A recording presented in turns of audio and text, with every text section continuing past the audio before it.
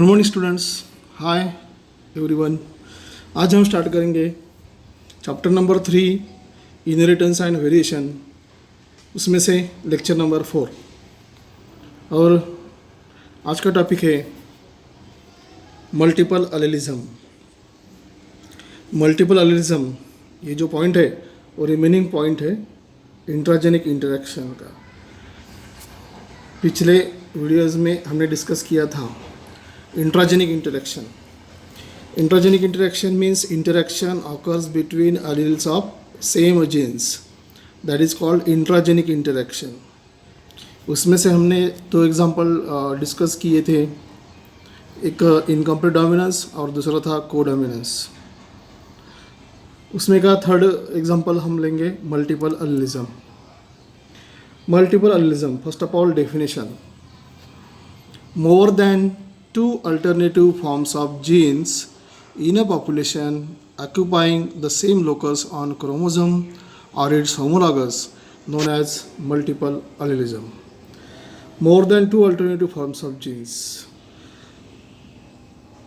More than two alternative forms of genes in a population occupy on the same homologous chromosome. जब more than single gene homologous chromosome के locus point पर रहते हैं तो हम उसे कहेंगे मल्टीपल एलिलिज्म।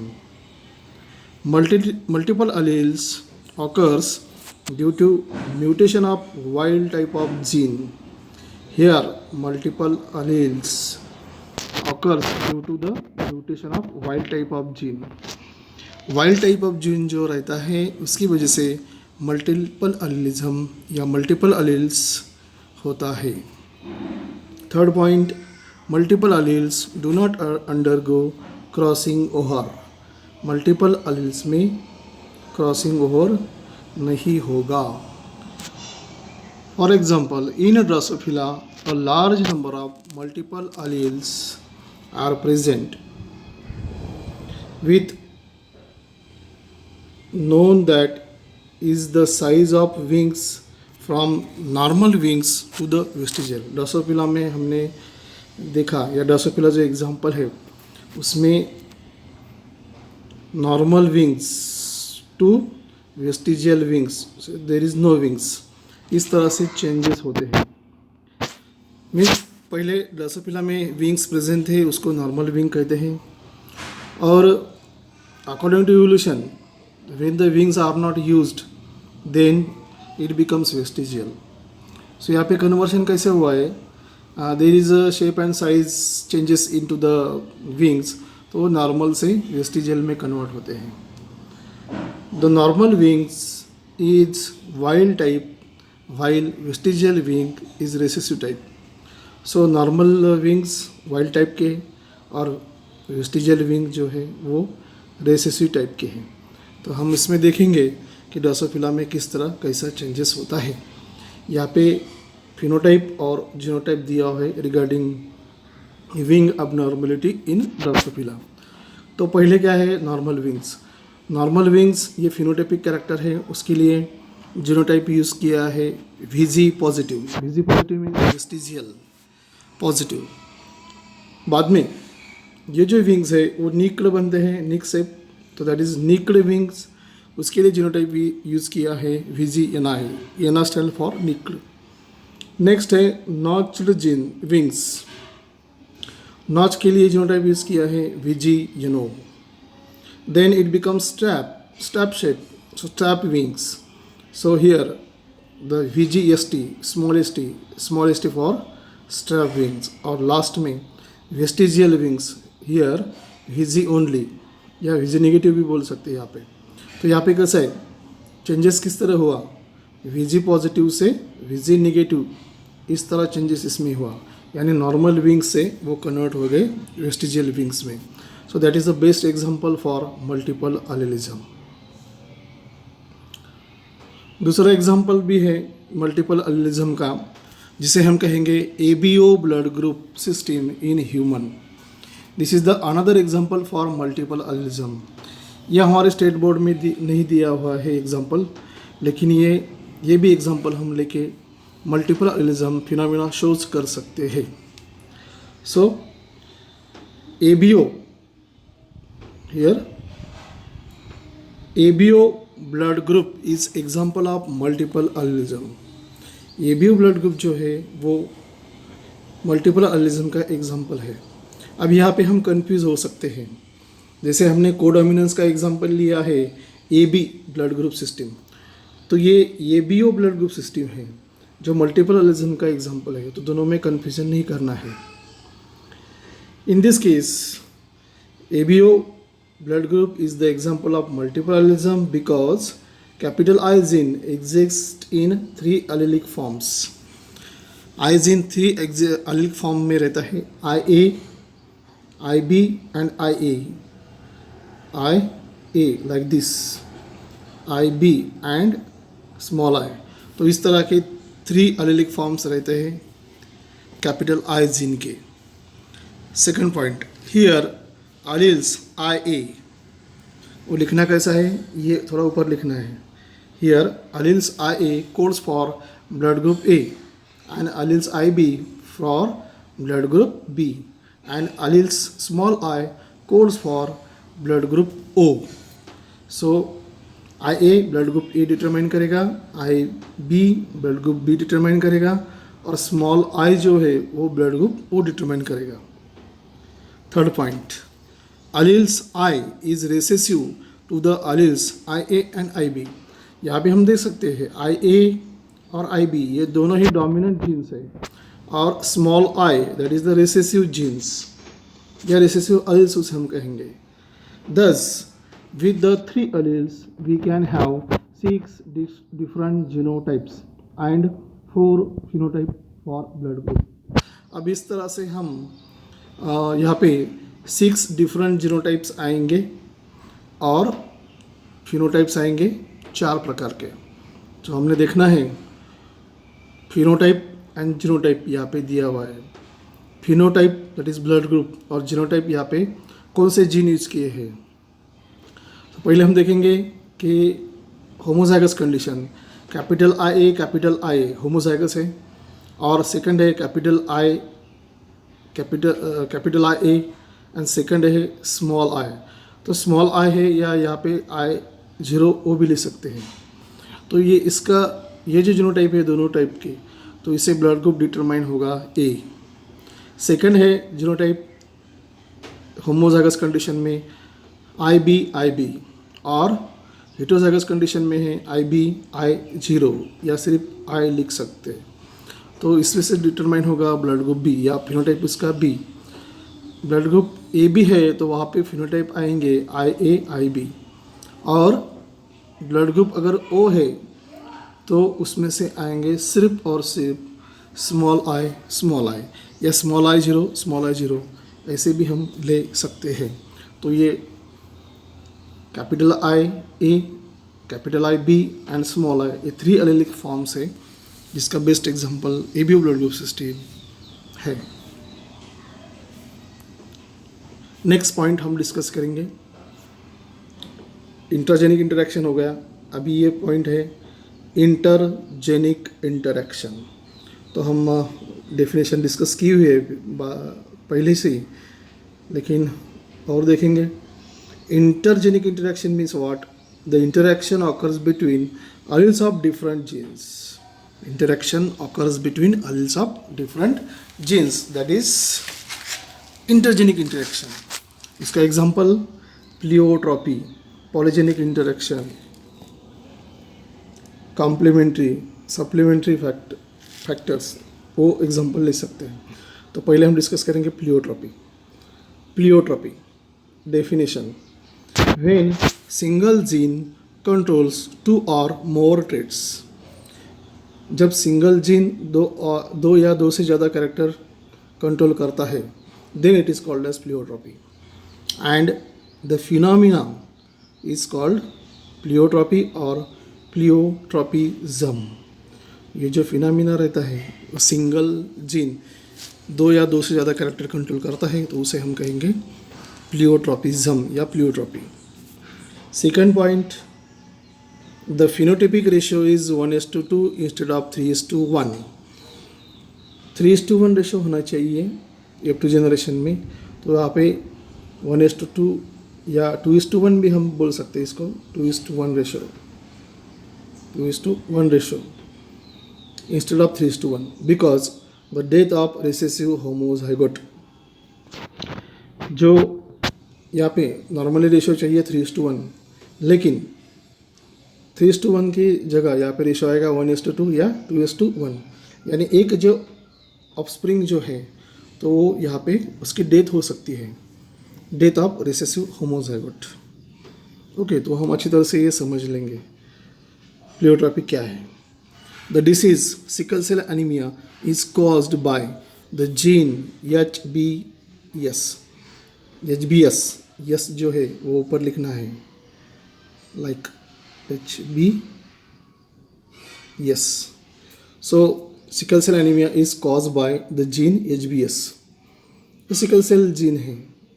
सेकंड जो है नॉर्मल जीन, उसे हम कहेंगे HbA, हीमोग्लोबिन और उसके ऊपर A।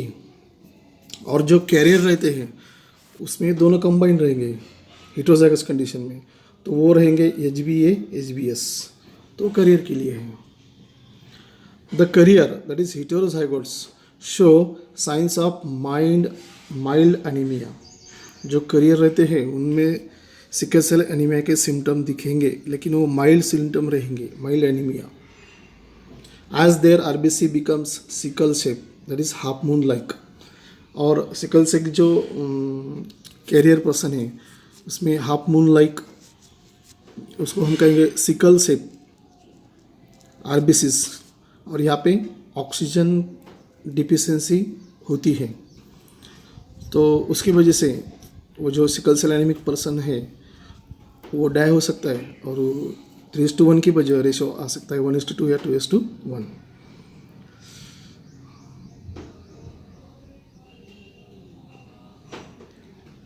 Then next point, the homozygous with recessive genes HBS becomes die due to anemia, HBS that is sickle cell anemic gene.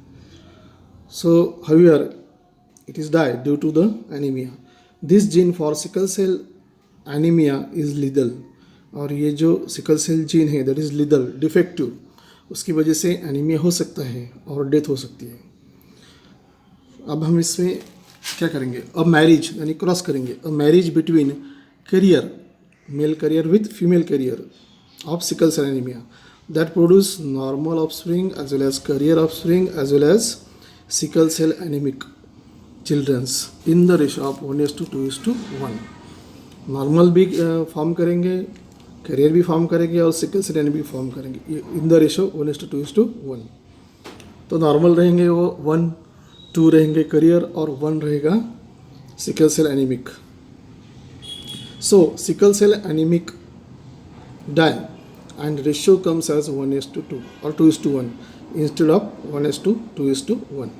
It can be identify by microscopic examination of blood. और ये जो sickle cell anaemia रहता है वो blood का microscopic examination करने के बाद यानी टेस्ट करने के बाद सिकल सेल एनीमिया है या नहीं वो डिटरमाइन किया जाता है। वो हम चार्ट में देखेंगे। लेट्स सी, यहाँ पे चार्ट दिया हुआ है। Sickle cell carrier HbA HbS, उसका cross sickle cell carrier HbA HbS, एक मेल गैमेट लेना है, एक फीमेल लेना है, इसको हम कहेंगे फिनोटाइप यानी पेरेंट्स। फिर बाद में हम उसके लिए जीनोटाइप्स HbA HbS दोनों हेटेरोजाइगस कंडीशन में हैं। अब इसमें से हम क्या करेंगे, गैमेट सेपरेट करेंगे, यहाँ से HbA HbS, यहाँ से HbA HbS।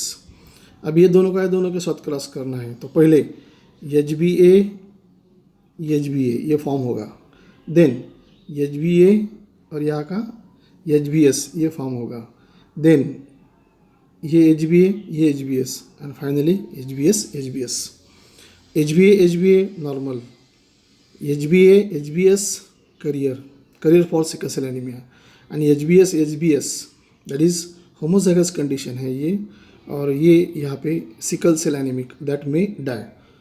सो इसी वजह से 3:1 की जगह या 1:2:1 की जगह रेशो आएगा सिर्फ 1:2 या 2:1 because sickle cell anemic may die due to the anemia.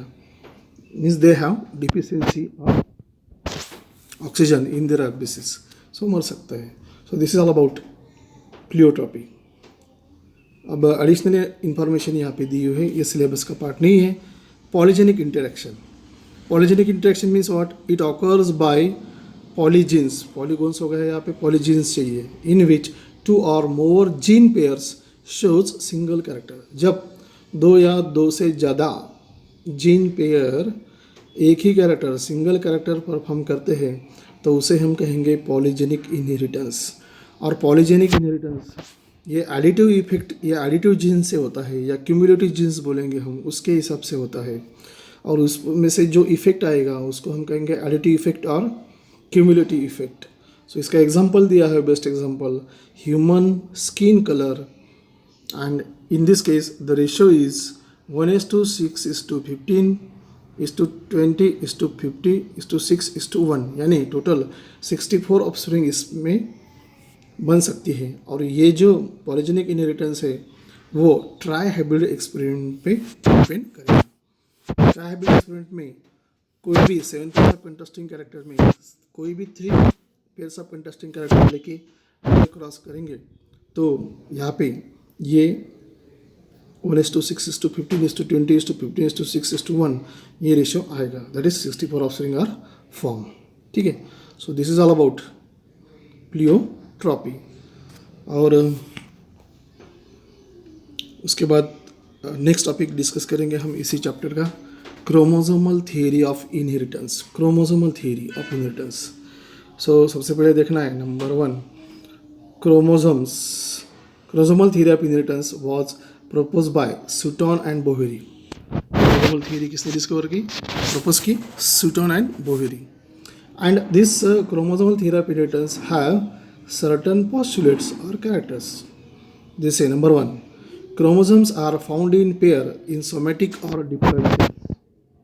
Somatic cell है या डिप्लॉयड सेल है, दोनों सेल में क्रोमोसोम ऑलवेज पेयर फॉर्म में रहेंगे. ये हमें हमेशा याद रखना है. Chromosomes are always present in pair form. Second, during gamete formation homologous chromosome pair segregate and assert independently at meiosis. Gamete formation के टाइम पे होमोलॉगस क्रोमोसोम जो है पेयर फॉर्म में जो रहते हैं तो दैट सेग्रीगेट और that assert independently at the time of meiosis. Why? Because due to this each gamete contain only 1 chromosome pair. क्योंकि गैमेट में क्या रहेगा? Only 1 chromosome of a pair. 3, hereditary characters are carried by the chromosomes which are present in the nucleus of the gametes. Chromosome क्या करेगा? Chromosomes are responsible for heredity, means transfer of character from one generation to the another generation. So इस तरह के जो chromosome रहते हैं वो nucleus में रहेंगे, that is present in the nucleus of these gametes. Gametes यानी sperm and egg contain all the hereditary characters. They form the link between parents and offspring. अब जो गैमेट्स हैं, जो यानी स्पर्म है मेल में, एग है फीमेल में, that contain hereditary characters. Yes, and they form link between parents to offspring. और यही जो है वो पेरेंट और ऑफस्प्रिंग के लिंक फॉर्म करेंगे. क्योंकि हेरिडिटिकल कैरेक्टर्स यानी क्रोमोसोम यानी जीन्स, उसके अलावा ही कैरेक्टर ट्रांसफ़र होते हैं, हेरिडिटिकल कैरेक्टर ट्रांसफ़र होते हैं from parents to the offspring. Next, the union of sperm and egg during fertilisation restores the diploid number of chromosomes. अब यहाँ पे क्या है? Union of sperm and egg. जो स्पर्म या एग है वो हैप्लॉइड रहते हैं, तो इसमें क्या होता है? N plus n, that is male gamete and female gamete combine होकर 2n कंडीशन फॉर्म होती है, यानी डिप्लॉयड कंडीशन फॉर्म होती है. So this is all about the postulates of chromosomal theory of inheritance. किसने डिस्कस की ये थियरी? सूटन and Boveri. तो उस हिसाब से क्रोमोसोम कहाँ पे रहते हैं? Chromosome present inside the nucleus, inside the nucleoplasm, and they are present in pair forms. और इसमें रहेगा nucleoplasm, suppose this is nucleus. लेकिन जो प्रोकैरियोटिक सेल है, फॉर एग्जांपल बैक्टीरियल सेल है, तो बैक्टीरियल सेल में for example bacillus rod shape है, तो वहाँ पे small circular double standard DNA, उसको हम कहेंगे प्लाज्मिड डीएनए, और इसमें एक एक्स्ट्रा क्रोमोसोमल डीएनए भी रहता है, such thread like coil structure. So that is extra chromosomal DNA. ये एक्स्ट्रा क्रोमोसोमल डीएनए है, ठीक है. So that is prokaryotic chromosome and this one eukaryotic chromosome. So next point जो है वो हम नेक्स्ट वीडियो में डिस्कस करेंगे. Thanks for watching my biology lectures और वीडियोस. अगर आपको मेरे लेक्चर्स या वीडियो पसंद आते हैं तो ज़रूर लाइक करो, कमेंट करो, सब्सक्राइब करना ना भूलें. Thank you.